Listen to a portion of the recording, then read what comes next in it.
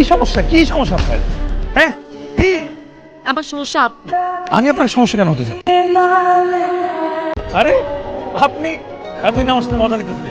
কেন আমার চিনতে পারেননি? চিনবো কেন? আপনি তো বসে পড়েছেন। চোখ তো খোলা ছিল, চোখ দেখাও চিনতে পারেননি? চোখের দিকে তো আমি তাকাই। কেন তাকান? আমি কিন্তু আপনার দিকে তাকাই। আরে ওটা তো আমিই ছিলাম।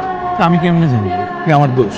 আচ্ছা এসব কথা বাদ দিন, আমার বিয়ে ঠিক হয়ে গেছে এমপি সোবান সাহেবের ছেলের সাথে।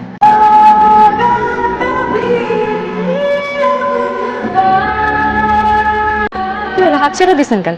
কি সমস্যা আপনার? বিয়ে ঠিক হয়ে গেছে, এখন আমার আর আপনার হাত ধরানো ঠিক হবে না। এর জন্যই তো হাত আরো শক্ত করে ধরে, যাতে কোনোদিন না ছুঁইটা যায়।